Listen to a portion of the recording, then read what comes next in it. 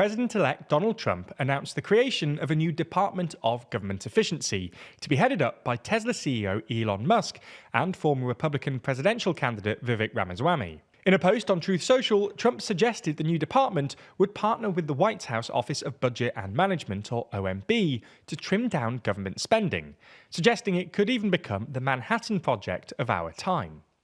Musk's involvement signals a shift towards a results-driven approach in government, something long overdue. His track record with Tesla and SpaceX shows he thrives in high-stakes environments. This was actually something Musk talked about a fair bit during the latter stages of the campaign, and his stated plans are ambitious.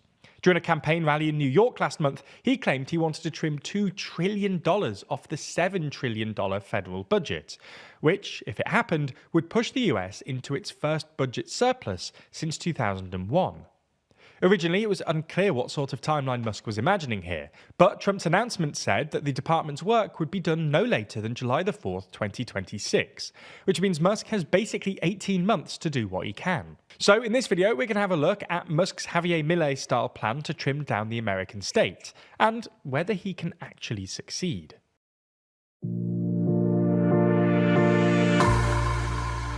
Before we start, if you haven't already, please consider subscribing and ringing the bell to stay in the loop and be notified when we release new videos. So let's start by explaining why the US might need to trim down the federal government. When Musk talks about why he thinks the US needs a Department of Government Efficiency, he broadly gives two reasons. The first is that America is, in his words, going bankrupt. In other words, the federal government is spending a lot more money than it takes in, which means America's national debt is now reaching unsustainable levels.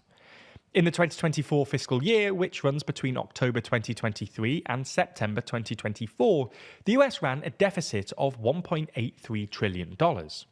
This equates to about 6.4% of GDP, which is an absolutely enormous number by peacetime standards. For context, over the past 50 years, the US deficit has averaged about 3.8%, and the only other time the US has run a deficit this large was in the immediate aftermath of the financial crisis and during the pandemic. Musk's push to trim $2 trillion highlights just how dire America's fiscal situation has become. If anyone can disrupt entrenched government inefficiency, it's someone with a history of tackling the impossible. Successive and rising deficits mean that the US national debt has risen to over 120% of GDP, according to Federal Reserve data. These are pretty scary numbers by themselves, but things have been made quite a lot worse by the recent rise in interest rates. Not only does this mean that fresh borrowing is more expensive, but it also means that servicing pre-existing debt, i.e. paying interest payments on the tens of trillions of dollars of outstanding debt, accounts for an ever-growing fraction of government revenues. According to the IMF, debt servicing costs now account for over 15% of all US government spending, nearly triple the G7 average. This means the US is spending more on interest payments than on defense or Medicare. The worry here is that the US gets caught in a sort of debt servicing spiral, whereby the US has to borrow more and more money to service its debt, but this means more debt, so more debt servicing, which forces more borrowing ad infinitum. On top of all this, Trump's fiscal plans, which include massive tax cuts, will probably make things a lot worse.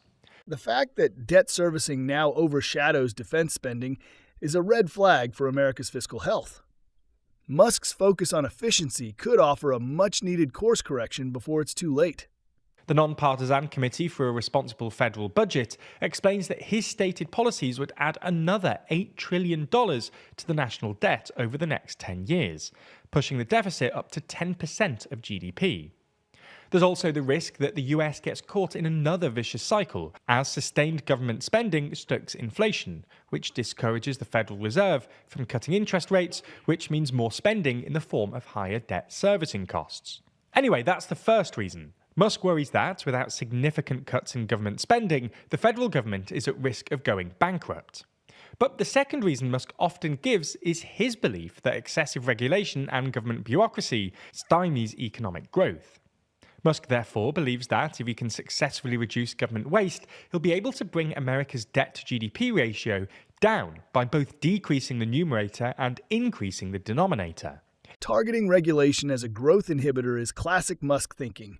Identify inefficiencies, cut the fat, and let innovation thrive. It's a long shot, but the potential upside is enormous.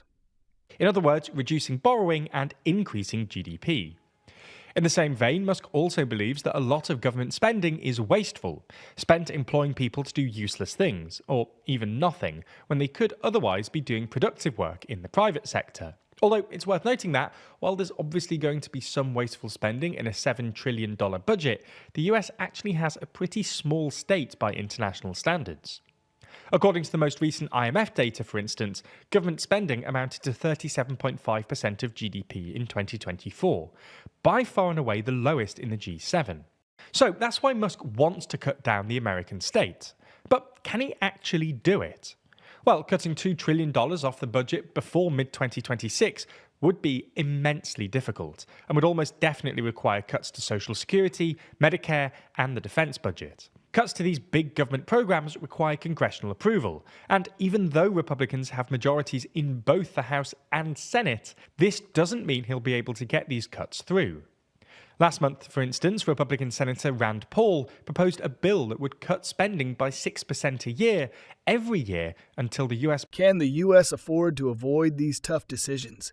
Musk's willingness to address inefficiency is crucial, but can he sway lawmakers entrenched in decades of status quo spending? Budget is balanced, but it was voted down by a 56-39 majority, which included Republican hawks who didn't want to see defense spending cut. It was for this reason that Trump failed to cut spending on Affordable Care Act insurance subsidies in his first term, along with other agency cuts. Musk and Trump could instead target so-called discretionary spending, outlays that are not permanently enshrined in law but have to be voted on every year by Congress. Discretionary spending accounted for about $1.7 trillion in 2023, but about half of that went on defense, and much of it is spent on paying federal salaries. Ultimately, cutting the federal budget by 30% in 18 months would be immensely painful however Musk does it, and the only place anyone has tried anything remotely similar is Argentina, where President Javier Milei has cut the federal budget by 35% in just a year, shutting down 13 government ministries and sacking about 10% of all civil servants. But while Milei's plans have sort of worked, the government ran a monthly budget surplus for the first time earlier this year, they've also triggered a deep recession, with GDP shrinking by about 3% this year and the poverty rate now above 50%.